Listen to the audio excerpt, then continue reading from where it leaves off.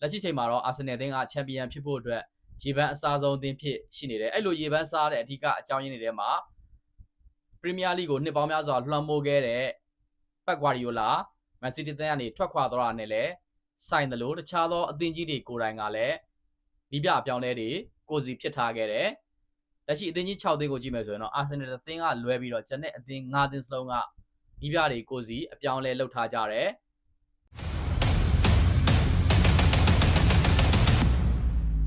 Commentary ပိုင်းဆို Facebook နဲ့ YouTube Channel ကနေပြီးတော့ကြိုဆိုပါရစေ2026-29 Premier League ရာသီတစ်ကတော့ဒီဘက်မှာစတင်ရှင်ပြိုင်ကစားသွားတော့မယ်ဆိုတော့ Premier League နဲ့ပတ်သက်တဲ့အမြင်လေးကိုတင်ဆက်သွားကြပါတယ်အရင်ဆုံးအနေနဲ့လက်ရှိချန်ပီယံ Arsenal အကြောင်းကိုတင်ဆက်ပေးကြပါတယ် Arsenal အသင်းကတော့ရာသီအဖွင့် Community Shield ပွဲစဉ်မှာ Man City အသင်းကိုပြတ်သား3-0နဲ့အနိုင်ရပြီးတော့ရာသီအဖွင့်ဆုတစီတစ်ခုကိုတော့ပိုင်ဆိုင်သွားခဲ့ပြီဆိုတော့ Arsenal အနေနဲ့ရှေ့ပန်းစားနေတဲ့အတိုင်းဒီရာသီမှာချန်ပီယံဆုကိုကာကွယ်နိုင်မလားဆိုတဲ့အပေါ်မှာကျွန်တော်ရဲ့အမြင်လေးကိုသုံးသပ်သွားကြပါတယ်အာဆင်နယ်အသင်းကတော့ရာသီကြိုပြင်ဆင်မှုတွေအနေနဲ့ကွင်းလယ်ပိုင်းအတွက်နျူကာဆယ်အသင်းရဲ့ကွင်းလယ်စားသမားဘရူနိုကီမာရိတ်ကိုခေါ်ထားတယ်ဘယ်တောင်မန်အတွက်ဆိုလစ်ကိုကလပ်ဘရူကနေပြီးတော့ခေါ်ထားတယ်ပြီးတော့ပြီးခဲ့တဲ့ရာသီကအငှားနဲ့ခေါ်ထားတဲ့ဟင်ကာဘီယေကိုအပြီးသက်စချုပ်လိုက်ပြီးတော့အရန်ကိုသမားပလီယေကိုလည်းLeeds United ကတင်ကနေခေါ်ထားတယ်လောလောဆယ်ထိတော့ကစားသမား၄ယောက်ပဲခေါ်ထားတယ်ကစားသမားအထွက်အနေနဲ့ကြည့်မယ်ဆိုလဲဝိုင်းရင်တာမန်ကစားသမား Trossard အတင်းကနေထွက်သွားတယ်အဲ့လိုပဲ Nugget အတင်းကနေထွက်သွားတယ်ကျန်တဲ့လူငယ်ကစားသမားတချို့လည်း release လုပ်ထားတာကိုတွေ့ရတယ်ဆိုတော့ Arsenal အသင်းရဲ့ဒီဟာဒီပြင်ဆင်မှုတွေကတော့အရန်ကြီးအားကောင်းတဲ့ထဲမှာမပါပေမဲ့ကွင်းလယ်ကပုံမ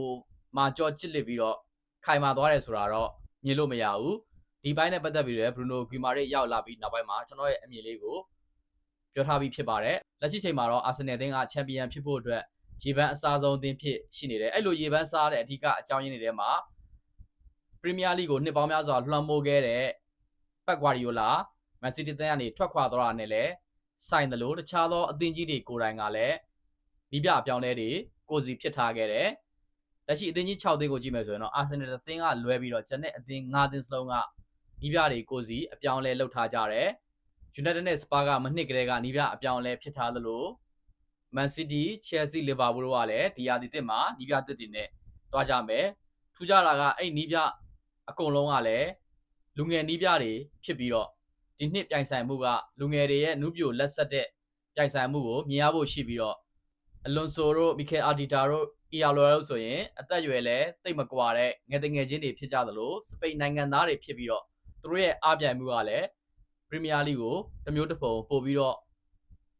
ဖန်ဆားနိုင်မယ်လို့ယူဆရတယ်ဆိုတော့အာဆင်နယ်အသင်းရဲ့အနေအထားတွေကိုသုံးသပ်ကြည့်ရင်ဂိုးသမားနေရာမှာလည်းဒါဗစ်ရာယာရှိတယ်ကက်ပါရှိတယ်ပလီယေးရှိတယ်အားပြောဒါဗစ်ရာယာရဲ့လက်စွမ်းတွေကို community ရှိပွဲစဉ်မှာမန်စီးတီးနဲ့ပွဲမှာလည်းမြင်ခဲ့ရပြီးအဲ့ဒီပွဲစဉ်မှာအာဆင်နယ်အသင်းက3-0နဲ့ဂိုးပြတ်နိုင်ခဲ့တယ်ဆိုပေမဲ့မန်စီးတီးအသင်းရဲ့အပိုင်ခွင့်ရေးတချို့ကိုဒါဗစ်ရာယာလက်စွမ်းပြကာကွယ်ခဲ့တာကိုလည်းမေ့ထားလို့မရဘူးခန်းစစ်ကိုကြည့်မယ်ဆိုလဲလောလောဆယ်မှာဆလီဗာဒန်ယာရနေတာကြောင့်ဘိုခန်းစစ်မှာတော့ဂါဘရီယယ်ရဲ့မော့စကီယာရဲ့ကစားနေတယ်ပြီးတော့ဟင်ကာပီယေတို့ကလည်းလိုရင်ခန်းစစ်အတွင်းမှာဝင်ကစားလို့ရတဲ့ကစားသမားတွေဖြစ်ပြီးတော့ဘယ်ချမ်းမှာကာလာဖီယိုရီကမန်စီးတီးနဲ့ပွဲစဉ်မှာတော်တော်လေးကိုချစ်စွမ်းပြကစားနိုင်ခဲ့တယ်လို့ကာလာဖီယိုရီကိုဆက်ပြီးတော့ဘယ်တောင်မှမြင်ရဖို့ရှိတယ်ညာချမ်းမှာတော့တင်ပါဒန်ယာပြဿနာရှိနေတာကအာဆင်နယ်အသင်းရဲ့ညာချမ်းအတွက်ကောင်းခဲစရာပဲဘန်ဝိုက်တယောက်ပဲရှိတယ်ဘန်ဝိုက်ကလည်းသိတဲ့အတိုင်းပဲသိပြီးစိတ်ချလို့ရတဲ့ထဲမှာမပါဘူးလိုအားနှုံးကောင်းတယ်ကစားအားရှိတယ်ဆိုပေမဲ့သူစီမှာပါနတ်မှုညံညံသွေးတိုက်စစ်လိုက်ပါမှုစားတဲ့အရာတွေမှာအားနည်းချက်လေးတွေရှိရဆိုတော့ခန်းစစ်ကတော့ရေဘူးအားဖြင့်ပြောမယ်ဆိုရင်စာလီဘာပြန်မလာမချင်းအနှဲငယ်စွန့်ရတဲ့အနေအထားမှာရှိတယ်အာဆင်နယ်ရဲ့အားသာဆုံးအပိုင်းကိုပြောပါဆိုရင်တော့ကွင်းလယ်ပါဘရူနိုဂီမာရိတ်ရောက်ရှိလာခြင်းနဲ့အတူဒီကန်ရိုက်နဲ့ဘရူနိုဂီမာရိတ်အပြင်ဇူဘီမန်ဒီလည်းရှိနေသေးတယ်ဇူဘီမန်ဒီကတော့အပြောင်းရွှေ့အတွက်နည်းနည်းလေးလှုပ်ခတ်နေတယ်ဆိုတော့တကယ်ထွက်သွားမလားဆိုတာကတော့ကျွန်တော်တို့အပြောင်းရွှေ့ပိတ်တဲ့အချိန်ထိစောင့်ကြည့်ရမယ်တကယ်လို့ဒါဇူဘီမန်ဒီဆက်ရှိနေမယ်ဆိုရင်စကယ်လီလည်းရှိနေသေးတယ်ဆိုတော့တေချာပေါက်ကွင်းလယ်ကအာဆင်နယ်အတွက်အားကောင်းဆုံးပိုင်းဖြစ်လာလိမ့်မယ် attacking midfield အနေနဲ့ကြည့်မယ်ဆိုလဲအိုဒီကတ်ကဒီရာသီမှာပုံစံကောင်းပြန်ပြလာတယ်အိုဒီကတ်ပြီးခဲ့တဲ့2ရာသီလောက်အာဆင်နယ်အသင်းရဲ့အသင်းကောင်းဆောင်တယောက်အနေနဲ့သူ့ရဲ့စွမ်းဆောင်ရည်ပိုင်းကတော်တော်လေးမိကွန်းထုတ်စရာဖြစ်ခဲ့ပေမဲ့လည်းကမ္ဘာဖလားမှာပုံစံကောင်းပြန်ပြနိုင်ခဲ့သလိုဒီရာသီအဖွင့်မန်စီးတီးနဲ့ပွဲမှာလည်းအိုဒီကတ်ကခြေစွမ်းပြကစားနိုင်ခဲ့ပြီးတော့အသင်းကိုကောင်းကောင်းဦးဆောင်နိုင်မယ်လို့လည်း မျှော်လင့်ရတယ်ပြီးတော့ကွင်းလယ်မှာ Bruno Guimaraes ရောက်ရှိလာခြင်းကြောင့်နောက်ဆန်တင်းစရာမလိုဘဲနဲ့သူ့အနေနဲ့တိုက်စစ်နဲ့ဒီ creativity ဘိုင်းကိုပိုအားပြုကစားမယ်ဆိုရင်သူ့ရဲ့အကောင်းဆုံးခြေစွမ်းကိုမြင်ရနိုင်တယ်တကယ်လို့သူ့ကိုအနားပေးခြင်းနဲ့ဆိုရင်လည်းသူ့နေရာမှာအဈေးကိုတုံးလို့ရတယ်ညာတောင်မှာတော့စာကအဓိကဦးစားပေးသူ့ရဲ့နောက်မှာမာဒူဂီပြီးရင်တတိယဦးစားပေးနေနဲ့ Max Downman ရှိတယ်ဆိုတော့ဒီနေရာမှာလည်းစိတ်ချရတယ်ဘယ်တောင်မှန်ကိုကြည့်မယ်ဆိုလဲဘယ်တောင်မှန်မှာလောလောဆယ်မှာဆိုလစ်က Man City နဲ့ကစားခဲ့တဲ့ပွဲစဉ်မှာသူ့ရဲ့အကောင်းဆုံးပုံစံကိုပြသနိုင်ခဲ့ပြီးတော့ဂိုးဖန်တီမှု2ကြိမ်လုပ်နိုင်ခဲ့သလိုရာသီကျိုးပွဲစဉ်တွေမှာလည်းဆိုလစ်ကသူ့ကိုပေးရတဲ့ပြောင်းရွှေ့ခြင်းထက်ပို့ပြီးတော့ကောင်းမွန်တဲ့စွမ်းဆောင်ရည်တွေကိုပြသထားတယ်ပြီးတော့သူ့ရဲ့နောက်မှာမာတင်နယ်လီရှိတယ်မာတင်နယ်လီကတော့အသင်းကမထွက်ချင်ဘူးလို့ပြောနေပေမဲ့အာဆင်နယ်နဲ့မာတင်နယ်လီကိုထုတ်ရောင်းခြင်းနဲ့ဆန္ဒရှိနေတယ်ဆိုတော့မာတင်နယ်လီရဲ့အပြောင်းရွှေ့ကလည်းဘာဖြစ်လာမလဲဆိုတာစောင့်ကြည့်သွားရမယ်နောက်ထပ်တိုက်စစ်ပိုင်းအတွက်ကြည့်မယ်ဆိုရင်အထောင်တိုက်စစ်နေရာမှာဂျော့ဂရက်ရှိတယ်ကိုင်ဟာဘက်ရှိတယ်ဂျေဆူးလည်းရှိတယ်ဂျေဆူးကတော့အသင်းကနေထွက်ဖို့များတယ်ဆိုတော့ဂျေဆူးကိုဖယ်လိုက်မယ်ဆိုတော့ကိုင်ဟာဘက်နဲ့ဂျော့ဂရက်ရှိတယ်လောလောဆယ်သတင်းတွေရတော့ဂျော့ဂရက်ကိုဘာစီလိုနာစိတ်ဝင်စားတယ်ဆိုတော့ rumor တွေထွက်နေတယ်ဆိုတော့အသင်းမှာဆက်ရှိမလားဒါမှမဟုတ်အာဆင်နယ်နဲ့ဒီထက်ပိုပြီးတော့ update လုပ်ဖို့အတွက်သူ့ထက်ပိုကောင်းတဲ့တိုက်စစ်တစ်ယောက်ကိုထပ်ပြီးခေါ်မလားလောလောဆယ်ထွက်ပေါ်နေတဲ့ rumor တွေရတော့အိုစမန်ကိုစိတ်ဝင်စားနေရဆိုတဲ့အတန်တွေကြားသလိုEverett ကိုလည်းအာဆင်နယ်ကစိတ်ဝင်စားကြောင်းပြနေတယ်ဆိုတော့ဘယ်လိုအပြောင်းလဲတွေဖြစ်လာမလဲဆိုတာစောင့်ကြည့်သွားရမယ်နောက်တစ်ချက်ကတော့ဘယ်တောင်မှန်အတွက်အာဆင်နယ်နဲ့ဒီတိုင်းပဲဆက်သွားမှာလားဒါမှမဟုတ်ဒီထက်ပိုပြီးတော့မြင်မာတဲ့စွမ်းဆောင်ရည်ကိုပေးနိုင်မဲ့ကစားသမားမျိုးကိုထပ်ပြီးတော့ခေါ်အောင်မလားဘယ်တောင်မှန်မှာ option တွေနဲ့ Bradley Barcola ရှိတယ် Bradley Barcola ကလည်း PSG ကနေထွက်ချင်တယ်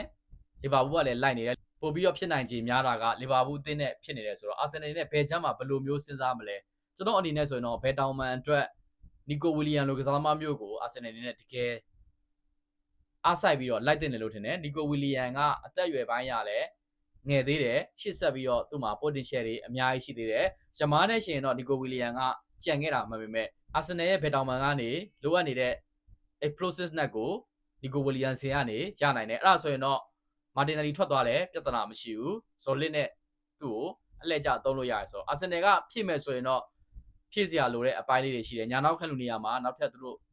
လူခေါ်အောင်ပါလားဒီတိုင်းပဲဘန်ဝိုင်းနဲ့မှေးသွားပြီးတော့တင်မအလာကိုစောင့်ပါလားဒါလည်းရှိရဆိုတော့အာဆင်နယ်နဲ့အရေးပေါ်လိုအပ်နေတာမျိုးမဟုတ်ပေမဲ့အသင်းကိုဒီထက်ပိုမိုအင်အားတောင့်တင်းဖို့ဥရောပရဲ့ထိပ်တန်းအသင်းကြီးတွေကိုရင်ပေါင်တန်းပြီးတော့ချန်ပီယံဆုအတွက်တိုက်ပွဲဝင်ဖို့ဆိုရင်တော့ထပ်ပြီးတော့ဖြစ်တင်တယ်လို့ထင်တယ်မနစ်ကလည်းအာဆင်နယ်ကချန်ပီယံလိမှာလည်း final ထိတက်ခဲ့ပြီးတော့ပယ်နယ်တီအဆုံးဖြတ်ကြမှာရှုံးထားတယ်ဆိုတော့ချန်ပီယံလိကလည်းအာဆင်နယ်အမှန်တကယ်လိုအပ်နေတဲ့တကယ်အကြီးမားဆုံးမျှော်လင့်ချက်တစ်ခုဆိုတော့အဲ့ဘက်ကိုလည်းအာဆင်နယ်ကအာရုံစိုက်ရမယ်ဆိုတော့အာဆင်နယ်နဲ့လာမရသည်မှာဖလားလေးလုံးကိုကစားဖို့ဆိုတာထက်သူတို့အမှန်တကယ်ပြစ်မှတ်ထားနေတဲ့ပရီးမီးယားလိကာကွယ်ဖို့ရယ်ချန်ပီယံလိမှာအဆင့်တစ်ခုရောက်ဖို့ရယ်ဆိုရင် FA ဖလားတို့လီဖလားတို့ကိုအရန်နေနဲ့ကစားလိုက်ပြုတ်ချင်လဲပြုတ်သွားအဲ့လိုပုံစံမျိုးကစားတင်တယ်ဖလားလေးလုံးကစားမယ်ဆိုရင်တော့ဗျာများပြီးတော့ကစားသမားတွေဒဏ်ရာပြဿနာကြုံတာမျိုးဒါမှမဟုတ်ရင်မလိုလားအဖက်နဲ့အမှတ်ဆုံးရှုံးတာမျိုးတခြားပြိုင်ပွဲကြီးတွေမှာရလက်မကောင်းတာမျိုးကြုံနိုင်တယ်ဆိုတော့ဒီနေရာမှာတော့အာဒီတာအနေနဲ့သူတို့ရဲ့ပြစ်မှတ်ကိုတည်တည်ချာချာဆုံးဖြတ်တင်တယ်လို့ကျွန်တော်ကတော့ယူဆတယ်ကျွန်တော်အနေနဲ့ဆိုရင်တော့ပရီးမီးယားလိကိုကာကွယ်ဖို့ကြိုးစားရမယ်ချန်ပီယံလိမှာစူဖလားဆိုတာကကန်ညံဝရိယအကုန်လုံးပေါင်းစုံမှရတာမျိုးဆိုတော့ကိုလည်းကြိုးစားအားထုတ်မှုလည်းရှိမယ်ကန်ဂျမာလေးကလည်းမျက်နှာသာပေးမယ်ဒါမျိုးဆိုရင်တော့ချန်ပီယံလိဆိုတာလည်းညှော်လင်းလို့မရတဲ့အရာမဟုတ်ဘူးဆိုတော့ဒီချက်တွေအားလုံးပြည့်စုံသွားမယ်ဆိုရင်တော့အာဆင်နယ်နဲ့နာမည်ရသည်မှာကြီးမားတဲ့အောင်မြင်မှုတွေကိုထပ်ပြီးတော့ရယူသွားနိုင်မယ်လို့မျှော်လင့်တယ်လောလောဆယ်အထိတော့တိုင်ဘက်အသင်းကြီးတွေဒီပြအပြောင်းလဲတွေဖြစ်ထားတဲ့အနေအထားကအာဆင်နယ်အတွက်အခွင့်အရေးလို့ပြောလို့ရသလိုသူနဲ့စိမ့်ဘက်ဒါတငယ်ချင်းတွေဘော်ဒါတွေမတိမ်မယိမ်းနေနဲ့ကစားရမယ်ဆိုတဲ့အနေအထားကလည်းတစ်ဖက်ကကြည့်ရင်တော့ပြိုင်ဘက်အသင်းတွေအတွက်ရှိန်နေစရာမလိုပဲနဲ့ငါတို့လည်းအာဆင်နယ်ကိုကြော့တက်ပြီးတော့ချန်ပီယံဆုကိုမှန်းနိုင်တယ်ဆိုတဲ့အတွေ့မျိုးလည်းပြိုင်ဘက်အသင်းတွေအနေနဲ့ဒီပြတွေကအဲ့လိုမျိုးစိတ်ပိုင်းဆိုင်ရာကိုတော့မောင်းတင်ထားမယ်ဆိုတော့လာမယ့်ရာသီမှာတော့တေချာပေါက်တိုက်ဆိုင်မှုကကြည့်လို့ကောင်းမယ်ပရီးမီးယားလိကိုနှစ်ပေါင်းများစွာလွှမ်းမိုးခဲ့တဲ့ပတ်ဘာရီယိုလာမရှိတော့ဘူးဆိုတော့ခေတ်သစ်တစ်ခု dimension တစ်ခုကိုမြင်ရဖို့ရှိတယ်ဒီနေသားကိုအာဆင်နယ်နဲ့အာတီတာဘယ်လောက်ထိအကောင်းဆုံ